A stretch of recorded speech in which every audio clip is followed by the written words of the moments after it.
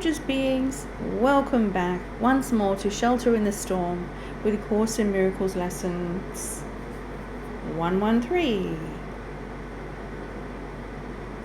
Okay, so we are still in part 5, Healing and the Changelessness of Mind. It's just part 5 of chapter 7. So we'll just keep reading from where we got up to yesterday. The Holy Spirit does not work by chance, and healing that is of Him always works. Unless the healer always heals by Him, the results will vary. Yet, healing itself is consistent, since only consistency is conflict-free, and only the conflict-free are whole. By accepting exceptions and acknowledging that He can sometimes heal and sometimes not, the healer is obviously accepting inconsistency. He is therefore in conflict and is teaching conflict. Can anything of God not be for all and for always? Love is incapable of any exceptions. Only if there is fear does the idea of exceptions seem to be meaningful. Exceptions are fearful because they are made by fear. The fearful healer is a contradiction in terms, and is therefore a concept that only a conflicted mind could possibly perceive as meaningful. Fear does not gladden. Healing does. Fear always makes exceptions. Healing never does. Fear produces dissociation because it induces separation. Healing always produces harmony because it proceeds from integration. It is predictable because it can be counted on. Everything that is of God can be counted on, because everything of God is wholly real. Healing can be counted on, because it is inspired by His voice, and is in accord with His laws. Yet if healing is consistent, it cannot be inconsistently understood. Understanding means consistency, because God means consistency. Since that is His meaning, it is also yours.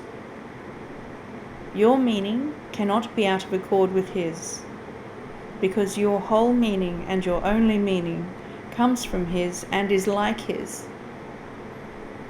God cannot be out of accord with Himself, and you cannot be out of accord with Him. You cannot separate yourself from your Creator, who created you by sharing His being with you. The unhealed healer wants gratitude from his brothers, but he is not grateful to them. That is because he thinks he is giving something to them, and is not receiving something equally desirable in return. His teaching is limited because he is learning so little. His healing lesson is limited by his own ingratitude, which is a lesson in sickness. True learning is constant, and so vital in power for change, that a Son of God can recognize His power in one instant and change the world in the next. That is because, by changing his mind, he has changed the most powerful device that was ever given him for change. This in no way contradicts the changelessness of mind as God created it, but you think that you have changed it as long as you learn through the ego. This places you in a position of needing to learn a lesson that seems contradictory. You must learn to change your mind about your mind. Only by this can you learn that it is changeless. When you heal, that is exactly what you are learning. You are recognizing the changeless mind in your brother by realizing that he could not have changed his mind. That is how you perceive the Holy Spirit in him. It is only the Holy Spirit in him that never changes his mind. He himself may think he can, or he would not perceive himself as sick. He therefore does not know what his self is. If you see only the changeless in him, you have not really changed him. By changing your mind about his for him, you help him undo the change his ego thinks it has made in him.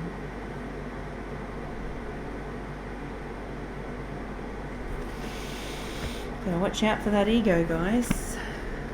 Wow, it's a bit snaky there, a bit snaky. Moving on with lesson 113. Okay, we're in our third review. So lesson 113 for morning and evening review. So remember, 5 minutes in the morning, especially the greatest benefit to us is if we are possibly able to do our first 5 minutes, first thing we do when we wake up, before anything else. Just give 5 minutes, your lesson. Have it written down, a little sticky note beside your bed. And if you can, if you're able, don't stress if you can't. But for the greatest benefit, Jesus has said, if we can do the first 5 minutes of the day, dedicate that to this review lesson, and also the last 5 minutes right before we go to sleep. Fantastic benefits for that. Okay. Lesson 95. I am one self, united with my Creator.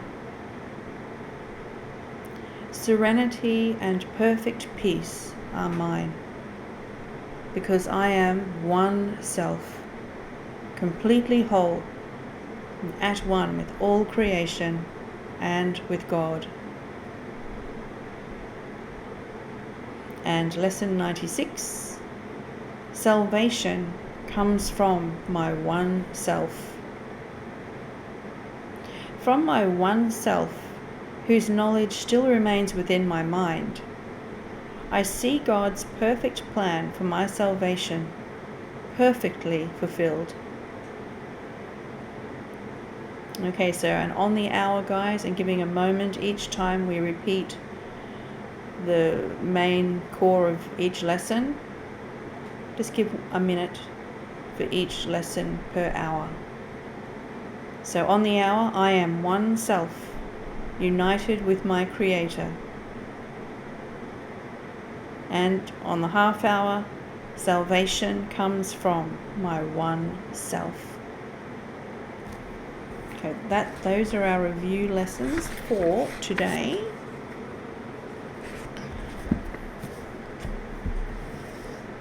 Let us see what Jesus says about lesson 113. You are blessed beings, indeed. I am that one you know as Jesus. Do you not feel these different selves? One self wants to be single. One self wants to be married. One self wants to eat. One self wants to be slender and fit. One self wants to leave the country. One self wants to buy a home. So many individual ideas and beliefs in the mind often conflict with each other.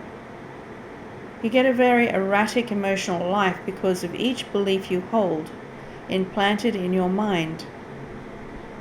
Perhaps by a mother, father, religious teaching, or television commercial. The good old television. All these ideas have been planted in your mind by a person or a system invested in you taking on this belief for some reason. You do not even know where most of them come from. Yet you listen to them, and they generate thoughts, feelings, and emotions. So you are all over the map and often contradict yourself with the same behavior in the same day. You might argue for one side of the coin in the morning, and you may argue for the other side of the coin in the afternoon. Then you wonder why you do not make progress. The one self that is united with your Creator never changes. It existed before this body was born.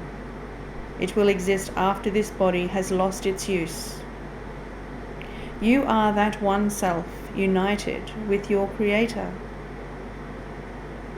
As you focus on that more and more, the imperfections of your training program begin to reveal themselves. Most of them don't make any sense. It is in aligning with your one self, source, love, and truth that you become calm, focused, and able to dedicate your life to something of great value. I am that one you know as Jesus, and we will see you again tomorrow. Namaste, beautiful ones. Until then.